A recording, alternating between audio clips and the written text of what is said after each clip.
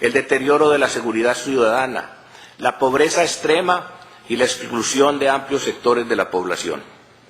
Como se ve, es una gama amplia, muchos de cuyos temas eran considerados asuntos de dominio interno o de políticas de policía y cuyo tratamiento debe ser especialmente cuidadoso para no incurrir en una respuesta militar a asuntos de índole civil, social o de salud.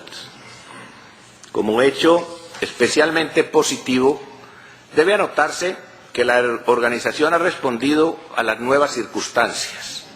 Creó la Comisión de Seguridad Hemisférica del Consejo Permanente y ha reaccionado propiciando medidas de confianza y con una estructura convencional que para algunos asuntos la constituye en precursora y pionera a nivel mundial.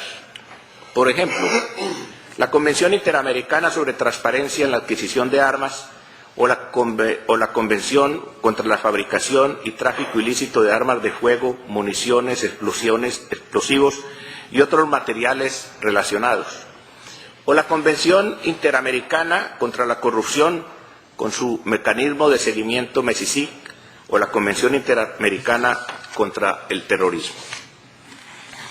Frente al complejo problema mundial de la droga, en el cual hay que distinguir para su tratamiento los aspectos médicos y sociales de los referentes al circuito criminal del tráfico tan ligado al crimen internacional, se ha creado la Comisión Interamericana para el Control del Abuso de Drogas, ICAT, y el Mecanismo de Evaluación Multilateral, MEM, que sustituye el arbitrario Mecanismo Unilateral de Certificación.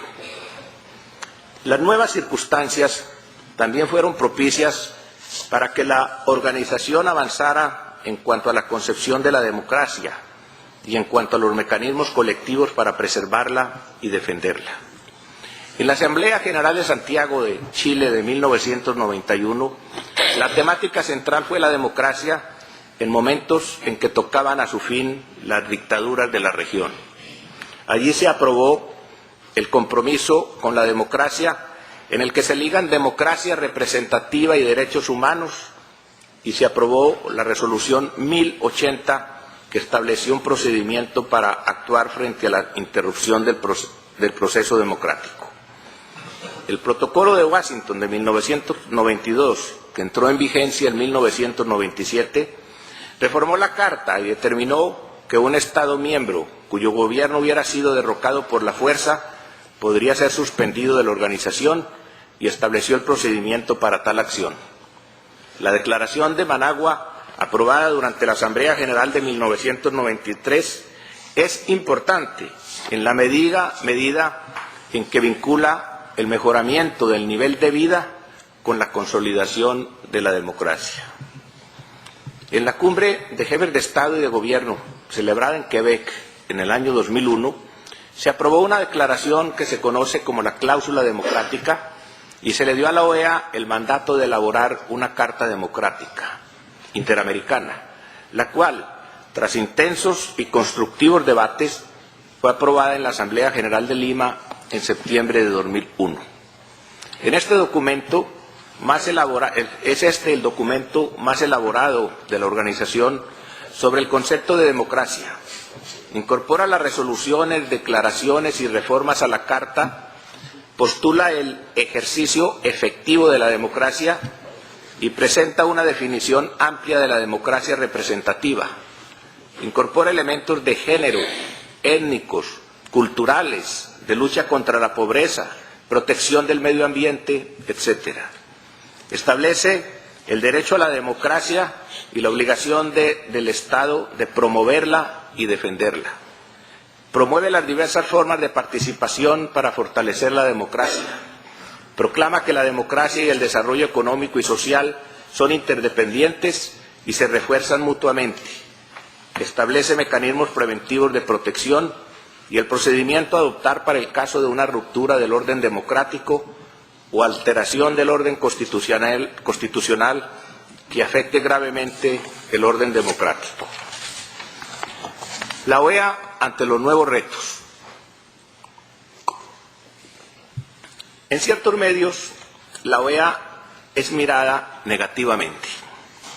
A ello contribuyen los periodos de sombra de otra época y el desconocimiento de su función y de sus logros. Pero es preciso matizar esta visión.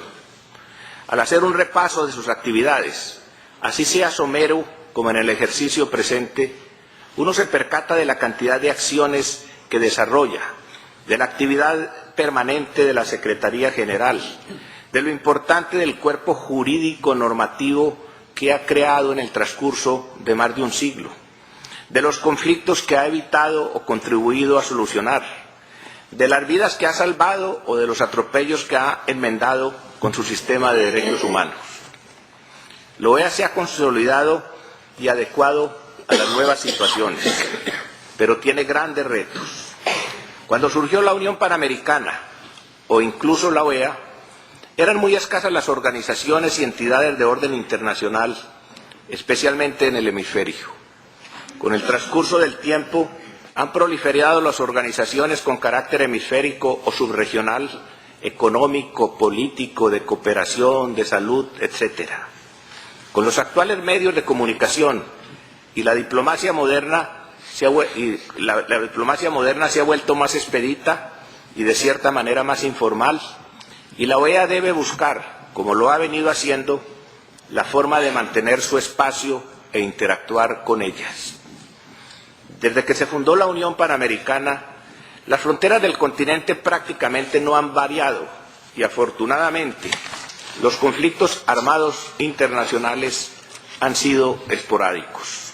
Sin embargo, no han desaparecido las tensiones y en algunas subregiones pareciera que aumentan. Como lo denunció el presidente Alan García, el gasto militar en Sudamérica va creciendo y en este año alcanzará 38.000 millones de dólares en desmedro del gasto social. Nunca en la Corte Internacional de Justicia se habían presentado tantos casos entre países de la región, lo que muestra discrepancias, pero por otro lado tiene el aspecto positivo de que para dirimir las diferencias se acude a la instancia jurídica. Cuando se creía que los golpes de Estado eran asunto del pasado, recientemente se dio la ruptura en Honduras, ante lo cual, para bien de la democracia hemisférica, la organización ha venido reaccionando con unidad y firmeza. Es uno de los retos que debe afrontar la organización en estos días y uno de los más difíciles. Es preciso profundizar el alcance de la Carta Democrática, pues como lo anotó el secretario general en reciente documento, esta, comillas, solo se aplica en casos de crisis o amenazas de crisis de la democracia. No contiene ninguna indicación acerca de cómo dar seguimiento a la marcha del proceso democrático en los países miembros a la luz de la Carta, ni entrega lineamientos en lo relativo al seguimiento y promoción de los valores de la Carta. Fin de cita. El continente ha avanzado en democracia y en los mecanismos colectivos para protegerla. Sin embargo, estamos lejos de alcanzar la ciudadanía social que proclama la Carta Democrática en un continente como el nuestro, en que la pobreza azota al 40% de la población y la indigencia ronda el 20%, en donde es inmensa la inequidad en la distribución de la riqueza y subsisten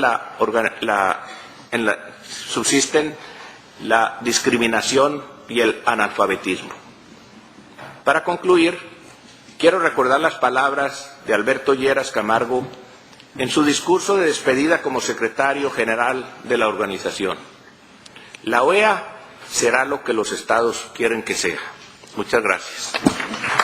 Muchas gracias al maestro y profesor Álvaro Tirado por este recuento histórico, este recuento jurídico, mostrando frustraciones y vacíos, pero también visibilizando logros, actividades, problemas que se han evitado y mostrando los nuevos retos frente a lo que él ha llamado el resurgimiento de la OEA en los últimos 20 años, indicando los grandes faltantes en materia social, en materia del seguimiento a la Carta Democrática y el potencial que hay frente a las dificultades que existen. Muchas gracias.